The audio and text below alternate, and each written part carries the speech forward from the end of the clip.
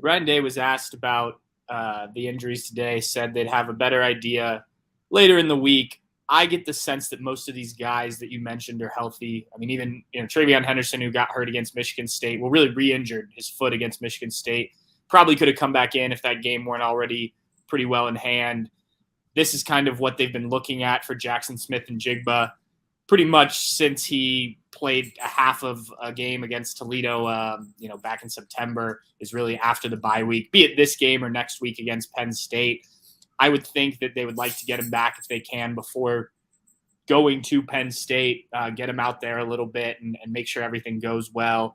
I imagine it will be as close to a full strength Ohio State team, at least on the offensive side, that we've seen since probably the opener. Just kind of injuries here and there, but nothing has been really that serious other than Jackson Smith and Jigba's injury. Defensively, they could potentially get Jordan Hancock back in there, who hasn't played yet this year. Cornerback who in the preseason before he got hurt was really kind of impressing and in contention to start.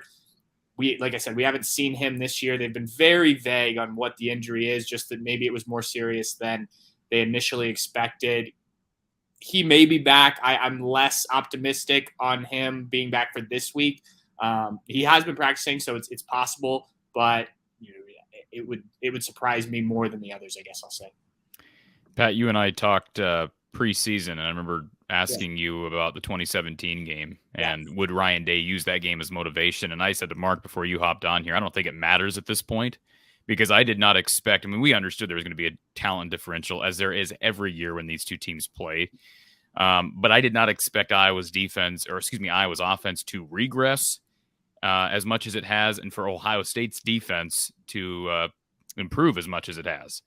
Now, maybe that's because I'm not following the beat like you are, Pat, but just talk about Ohio State's defense and how does Iowa attack what is right now, by a lot of the metrics, a top 10 defense nationally?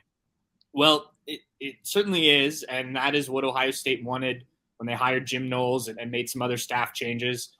I will say that, the best offense statistically that Ohio State's played is Toledo. So, yes, it's been a good defense. I like a lot of what they're doing in terms of pre-snap movements and trying to dictate where the offense can go a bit more. So schematically, I think everything they're doing makes a lot of sense. It just, we haven't seen it tested with this group of players against a high caliber offense. Now, this probably isn't that weak either, given what we know about Iowa's offense. But, I think there are still some interesting ways to attack this defense, and especially in the run game. They play two linebackers most of the time. Wisconsin wasn't able to really get much going. Michigan State wasn't able to get anything going. But that to me seems to be, still something that I'm not entirely sure is lockdown defense for Ohio State. And then on the perimeters, I mentioned Jordan Hancock. Part of the reason he's been talked about so much in recent weeks is that Ohio State's cornerbacks haven't played up to the level expected. Now, I say that, and I think they're number 8, number 9 in the country in pass defense. So overall, they've defended the pass well, but you can hit some plays on these cornerbacks, and they're left on an island. So if you can make a play or two, all of a sudden you can be considerably further down the field. But just in terms of this Iowa team, maybe the tight ends can cause some damage. Though Ohio State did a good job when they played Notre Dame and Michael Mayer. But I think if you could get that running game going, and especially if you can control the clock, I think that could be kind of a recipe for success. It's what Notre Dame tried to do. It's what Wisconsin wanted to do before getting behind big early.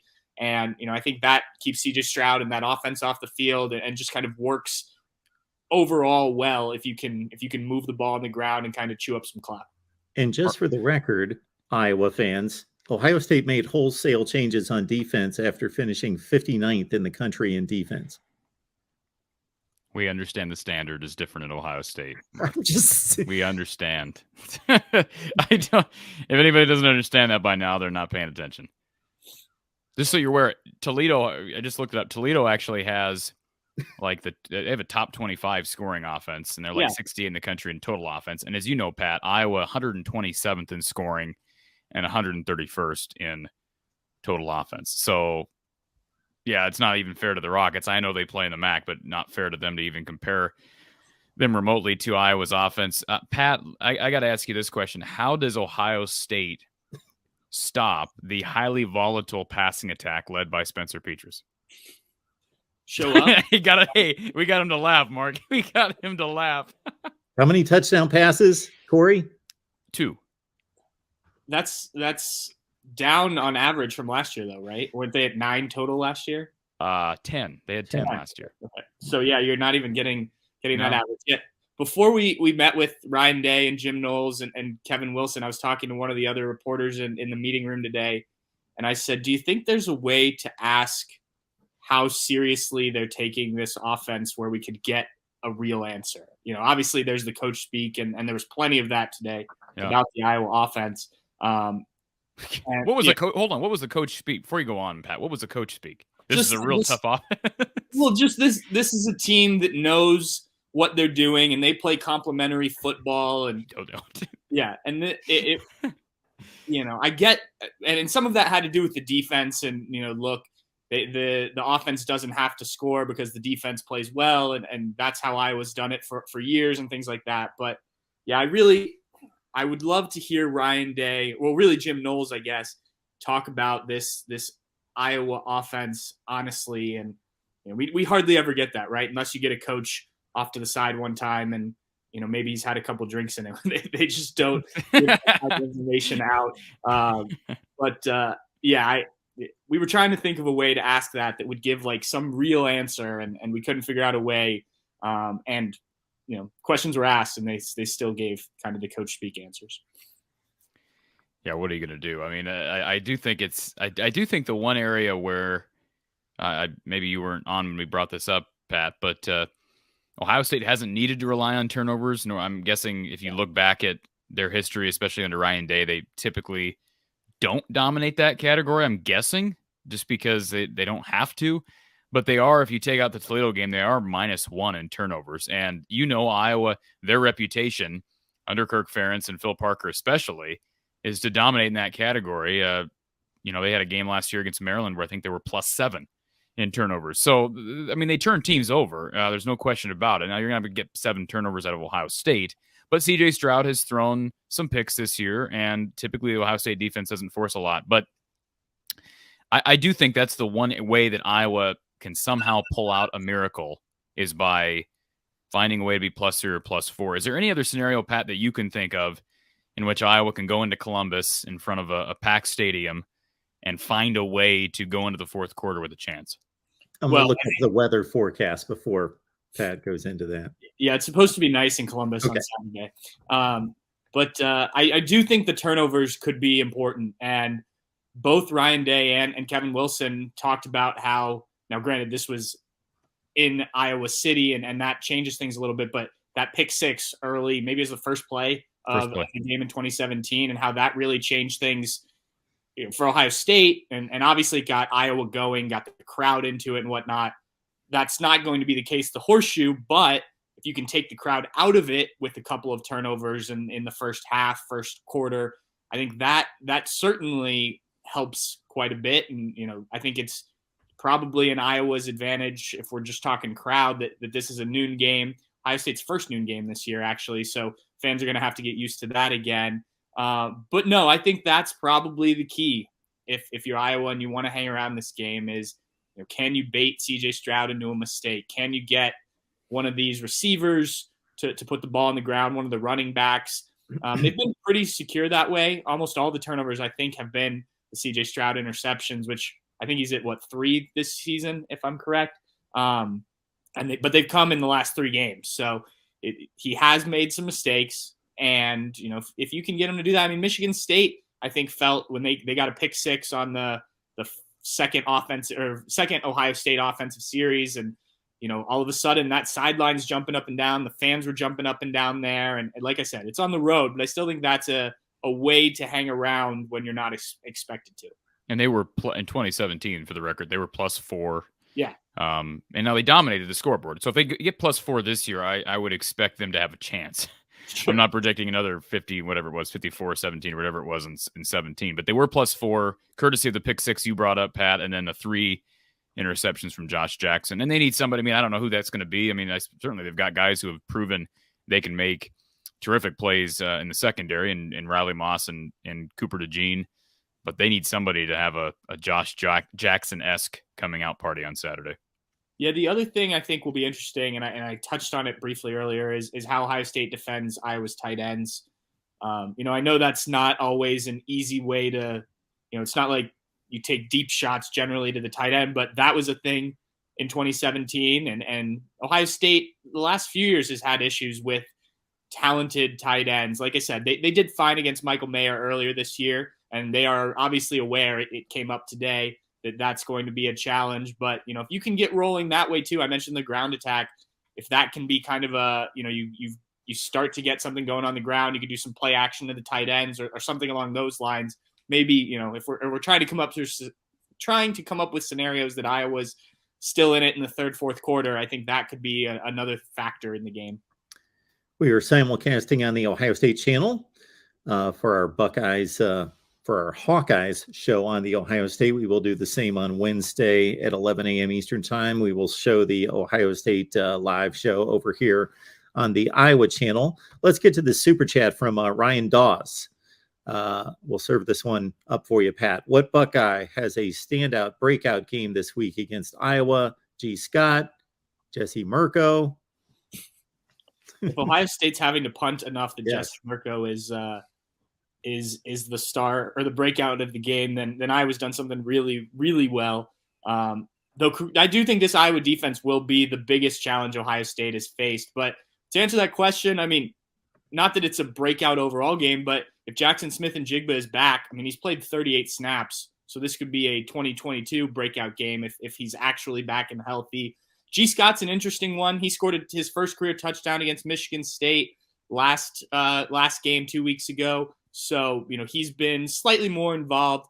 I could see Cade Stover, the tight end, who's played well throughout this year and has had a couple games where he's gotten 3-4 catches. If Iowa is able to shut down other things, that's a way that Ohio State has found. They did against Notre Dame. They've done it again a few other times using that tight end that, traditionally Ohio State hasn't used a ton. So, yeah, I think the tight end could be interesting on both sides of the ball. And this, by the way, Mark, not only is this Iowa team probably the best defense that Ohio State's faced so far, it might be the best defense they face all year. Yeah. Yeah. There's no question it's the best defense to date. Yeah. Notre Dame's really good on defense, but they're not Iowa good on defense. And so is Michigan. Michigan's really good on defense. No, I'm talking about to date. Right. But then, yeah, they could be the best defense that they face. So, a lot of people are taking shots, including another super chat coming up at Ohio State's schedule, which, sometimes people take shots like Ohio State, built the Big Ten schedule. Let's keep in mind, heard it a lot from Michigan fans this week, since they just beat Penn State, who's supposed to be the third best team in the conference, and they dominated that game, and it was an impressive showing, all credit to Michigan, but that Michigan's played suddenly this great schedule. Well, Maryland, Iowa, and Penn State are their last three opponents. Well, you can pretty much, they play the same schedules practically, Ohio State and Michigan. They play like 8 of the 9 or 7 of the 9 Big Ten teams the same. So they will be playing those teams. So we will get there. So it's not like Ohio State's loaded up on some awful schedule. If anything, there was one of these two programs who scheduled Notre Dame and the other scheduled UConn, Hawaii, and Colorado State. So, all right, Brian's saying pretty much along the same lines, Ohio State has played absolutely nobody and only one team with a winning record. Yes, this is true. According to ESPN's metrics, Ohio State's strength of schedule is 82nd in the country. Michigan is 73rd. So not a huge difference there. And that Penn State game obviously makes up some of that. But yeah, no, I think it's fair to criticize, I don't know, criticize is the right word, but be questionable about Ohio State if you're just looking at the schedule. I do think that, obviously you have to play the teams on your schedule, right? And so far Ohio State has dominated. The closest game was the Notre Dame game, and that was an 11-point game. And Mark, as you and I talked about, I think last week, Notre Dame is starting to play better football. Obviously Saturday didn't help that resume, but I think you have to do what's on the schedule, and they've dominated every team they've played, maybe with the exception of Notre Dame that first week for that first half. And again, nobody expected Wisconsin to be as down as they are. Nobody expected Michigan State to be as down as they are. I think people expected Notre Dame to be better collectively. So, I mean, the Big Ten West as a whole is down collectively. I'm curious to get your thoughts. I know this has nothing to do with the matchup on Saturday, Pat, but how does Illinois match up? Does Illinois play Ohio State, first of all? No, it would be the Big Ten championship. Okay. How do they match up, do you think? Because I talked with Coach Don Patterson the other day, and he expressed that he thinks Illinois may be the one team that could, he's not predicting that they'd beat Ohio State, but the one team that could hang with them because they can put points on the board. And boy, Chase Brown is almost a carbon copy of Blake Corum. Yeah, I watched a good amount of that game on Saturday. It was the first time I'd seen some of Illinois, but when I was able to kind of sit down and focus on it, impressive. I mean, especially given what we've thought of Illinois the last several years, really. I think with, like you said, the way that they can score would certainly test Ohio State. If you're playing right now, I think this defense for Ohio State continues to take steps each week. So by the time these teams would, in theory, play in a Big Ten championship game, maybe Ohio State's defense is playing at a level where you're just confident that they can stop any of the high scoring Big Ten teams. But I think that's, if you can't slow down Ohio State or keep them off the field, then you've got to be able to keep up. And, we saw that even last year. I mean, it wasn't like Ohio State's offense struggled in the two losses. It was the defense. So, I think it would be an interesting matchup. I don't think it was one anyone saw coming, though, right? Like, who expected Illinois to be this team that we're talking about for the Big Ten title game halfway through the season? Yeah, I do want to clarify something. I think Don actually said Purdue would be a team that might be able to compete because of the way they score. However, he brought up Illinois because of how they run the ball. And Chase Brown has been just riding under the radar for how long now, Mark? And that guy deserves to be he's going to be he's going to be on the All Big Ten, first team All Big Ten, but he should be a Heisman candidate the way he's running the football week in and week out. It shows you what coaching can do. So Brett Bielema takes over this program. And I think if you look at the total team composite rankings, talent rankings, Illinois is definitely near the bottom of the Big Ten. They may be the worst in the Big Ten. They're right there. And he comes to town. They put together a respectable year last year. They beat Penn State. They beat Minnesota. And then look at them this year. And Mark, remember I remember you and I talking about this. Illinois, I was concerned about them heading into the year because I have great respect for Brett Bielema, but I was a bit concerned because of some of the attrition they dealt with via the transfer portal. And they brought some guys in, but they lost a pretty big number. And you wonder if that's more so Brett kind of cleaning house of, and just kind of revamping things. Because boy, it's worked out as well as you could expect. And they've taken advantage of a year in which Wisconsin and Iowa seemingly have taken big steps backwards. Well, and I mean, look at when Northwestern's made the Big Ten championship game. I think at least once, if not twice, it's been more because other teams just didn't perform well that year than Northwestern was really this juggernaut in the Big Ten West. So sometimes that's what you got to do. And you get to the Big Ten championship game, that can help your program, take those next steps, I guess. Corey, you brought up, it would be fascinating to know what the Ohio State defensive staff is talking about looking at the Iowa offense.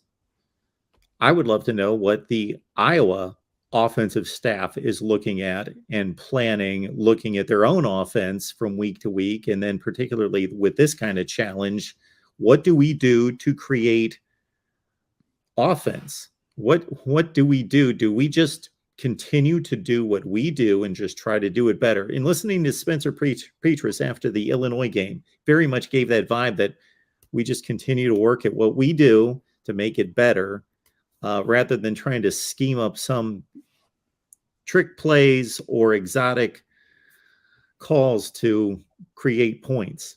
Yeah, I don't think that. I mean, it's apparent to me that, you can only, Pat knows this, you can only read so much into coach speak and press conferences, but it's apparent week after week that Iowa, that's their philosophy. They're not going to be making massive changes. They had all off season, Mark, to overhaul the offense. and they didn't. They did nothing. I mean, I shouldn't say they did nothing, but nothing that appears to have been significant. So I think they're going to continue doing what they do. I mean, this is who they are, Mark. And so,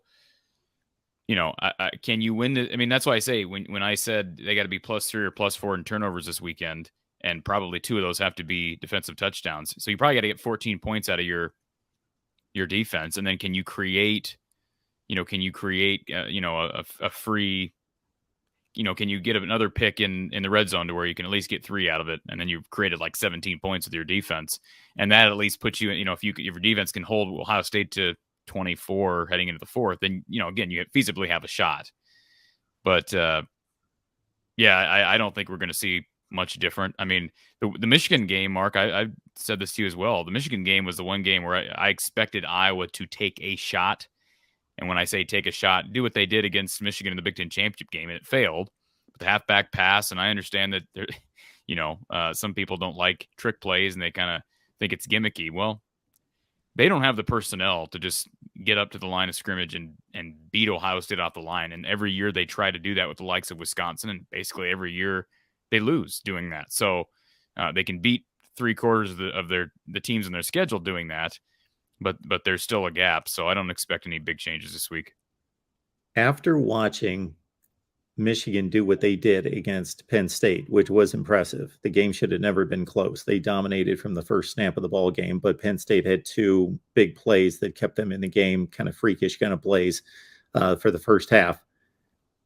For anybody out there that believes Michigan may be as good as Ohio State, which I know collectively College Football Nation doesn't believe that, but we're starting to get more and more data points that suggest otherwise. Again, it's going to be intriguing because Michigan has just gone through Maryland, Iowa, Penn State, and Ohio State's going to see those 3 very soon. So this is going to be the first comparison point. And then looking at it from the Iowa side, I know you think this was smoke and mirrors at the time, Corey. We talked about it. Iowa being in the game against Michigan with 4 or 5 minutes left, when they're down near the goal line, they're down 13. They had a chance to cut it to a touchdown. But I guess I'm just kind of making a bit of a stretch to try to create a scenario in which Iowa, aside from just blocked punt, pick 6, there can't be too much of that. That's just not feasible that Iowa can stay in this game. They did against Michigan to a certain extent, depending on how you look at that game. Ohio State is better at quarterback, more experienced at quarterback than Michigan is. All right. No matter what anybody wants to say about J.J. McCarthy, they're better at wide receiver despite Michigan's strength out wide. They're deeper at running back despite how good. Now, I mean, I think if you just compare workhorses, I mean, you take Blake Corum or you take Mayan Williams or Trevion Henderson, but Ohio State's just got the depth that maybe even a Michigan doesn't have. I don't know anybody in the country. Is there anybody in the country that has the skill position depth that Ohio State has year after year? What other team in the country could have a guy like Quinn Ewers transfer out, tear it up at Texas, and yet, I mean, you don't miss a beat? I mean, or lose the best wide receiver in the country and not miss a beat. Pat, did you get a chance to see Michigan, Penn State? Yeah, I watched both games on Saturday. Your thoughts about Michigan? Yeah, I mean, it was impressive. I think that their ability to run the ball is obvious. It's something that I think Ohio State is going to have to prove they can stop before you feel really confident about that game. But I don't know what Penn State was doing defensively.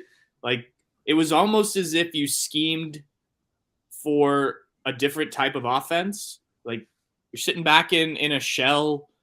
They're not throwing on you, and you're allowing them to just run up the middle. And you knew that that's what Michigan wanted to do more often than not. So I think Michigan deserves a ton of credit, and I think Michigan proved that if there were doubts about where they were ranked, that's silly. But I also just I don't know what Penn State's defensive plan was and why there weren't adjustments made once Michigan just started running all over them. And obviously Penn State is struggling offensively. I appreciate what Sean Clifford has done and some of the tough plays he makes, but it's now that you've lost a game, I think it's probably time to switch the quarterback there in Happy Valley. Corey, anything else for Pat? No, Pat, enjoy a relaxing day at the Horseshoe. And I hope that you're able to stomach. Well, you'll be able to stomach. You get to watch Ohio State offense every day, but this ends up being a 42-7 game. I'm not predicting that necessarily, but if it does, I hope that you don't lose a ton of respect for Kirk Ferentz and this staff, because I think that's unfortunately possible for the first time. I don't know if I ever said that in my life. I was there in 2017, so I will not lose any respect for them.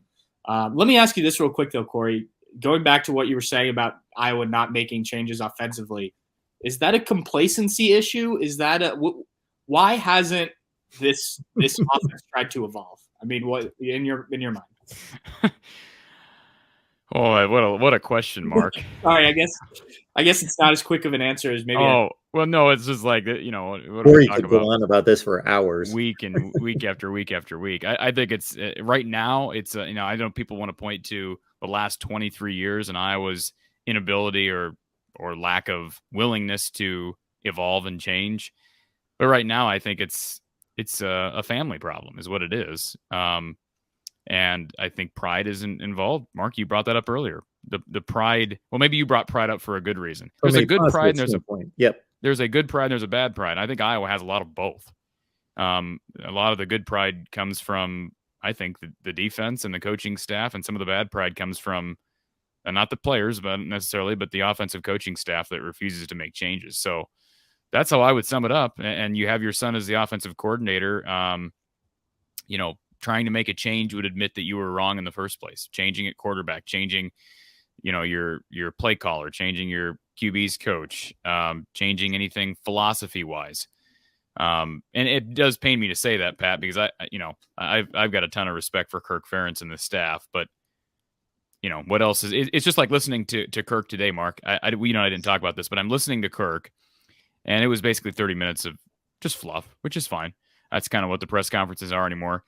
But you listen to Kirk talk about potential changes, and you just feel like, oh, this is going to be the same story once again. We're going to get the same offense, even out of a bye week. But then you hear him talk about Luke Lachey, who was, by the way, a great player. His dad was a great player at Ohio State back in the day. And Luke was a pretty good prospect. I don't think Ohio State ever offered, but he had offers from LSU and Michigan State and Minnesota. But you can see how much Kirk cares about his players, just the way he talked about Luke Lachey and he talked about Logan Lee. I mean, he really is a tremendous person.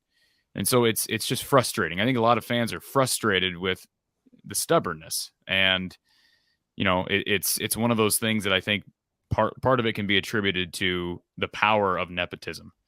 It really is an ugly thing when when it takes hold of a situation like this.